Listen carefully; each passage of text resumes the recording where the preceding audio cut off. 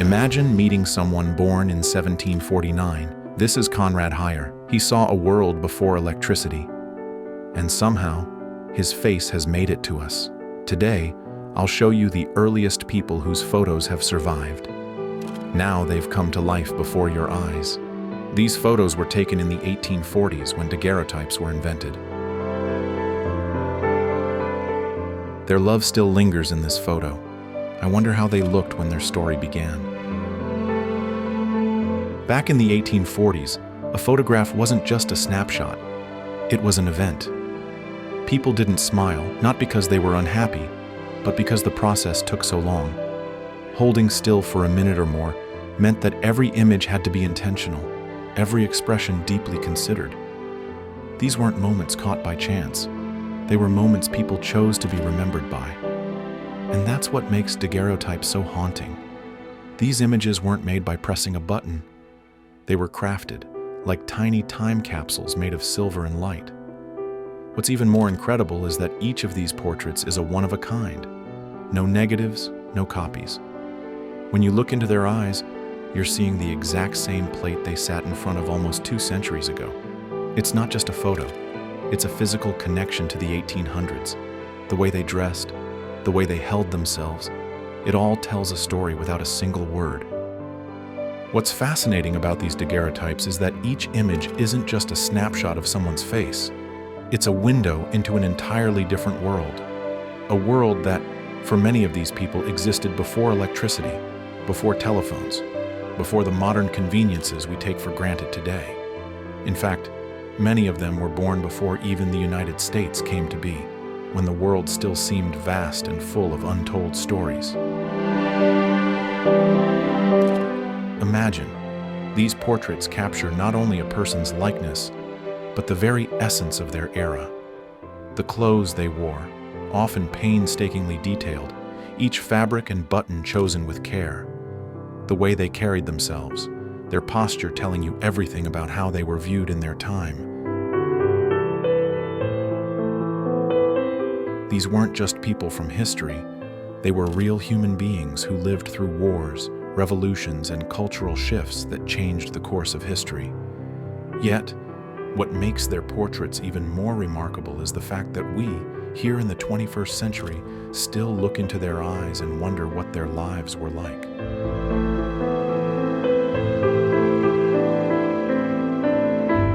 The 1700s were a time of monumental change. From the Enlightenment to the beginnings of the Industrial Revolution, the world was evolving in ways that many of these individuals could never have imagined. Yet, despite these sweeping changes, life for many people remained simple, rooted in community, family, and tradition. Their lives were not defined by the speed of modern technology, but by slow, deliberate moments. Moments that, thanks to daguerreotypes, we can still touch and feel. The beauty of these images lies in their stillness.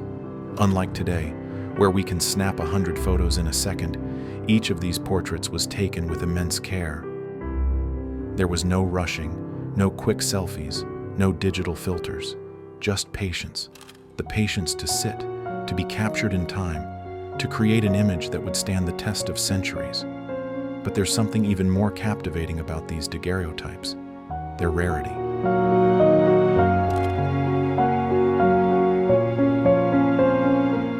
Unlike today's mass-produced photographs where we snap photos endlessly, these portraits are one of a kind. No negatives, no duplicates. What you see in these images is the exact reflection of a person who sat in front of the camera, and that's it. That person, their face, their expression, it's preserved forever in that single, fragile moment. When you look into these eyes, you're not just seeing history, you're seeing a person who lived through it. You're seeing a connection that goes far beyond what we normally think of as old photos.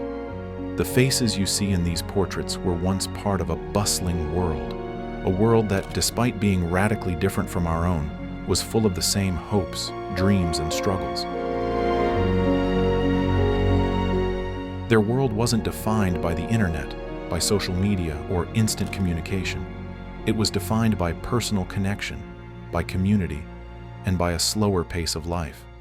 Yet, what they've left behind is just as powerful, if not more so, than the fleeting moments we capture today. As you look at these faces, think about the lives they lived. What were their dreams? What did they hope for the future? What challenges did they face? We can't know everything about them, but we can see their stories in the way they hold their heads, in the clothes they wore, and in the eyes that still gaze back at us, silent and steadfast after all these years. These daguerreotypes don't just capture a moment in time. They connect us to the past in a way that no other medium can. They are time capsules, frozen in light and silver, giving us the rare opportunity to look into the eyes of those who lived in the 1700s and to reflect on how far we've come since then. And, just as importantly, they remind us of the humanity that binds us across centuries, the shared experience of being human, of facing challenges, of loving, and of hoping for something better. When we look at these faces, we aren't just looking at people from the past. We're looking at the roots of our own story, the foundations of the world that we live in today. These daguerreotypes bridge the gap between then and now, and in that quiet, still gaze, we find a timeless connection that transcends the years. Even though these people lived centuries ago, there's something strangely familiar in their expressions, a quiet strength, a trace of kindness, the weariness of a long life, or perhaps the calm acceptance of their time. And while their clothes and hairstyles may belong to another era, the emotions behind their eyes, those are eternal. We recognize them because we feel them too. What's haunting and beautiful is that this is all we have of them. Most of these individuals never wrote books or made headlines. They weren't kings or presidents. They were farmers, mothers, soldiers, neighbors, people who lived and loved and whose stories might have faded into time, if not for this one surviving image. Each portrait becomes a quiet act of resistance against being forgotten, a way of saying, I was here, I lived, I mattered. And in a world where everything moves so fast, maybe these still faces are asking us to slow down, to look closely, and to listen. We may never know their names, but their presence lingers. We can't speak to them, but we can remember them.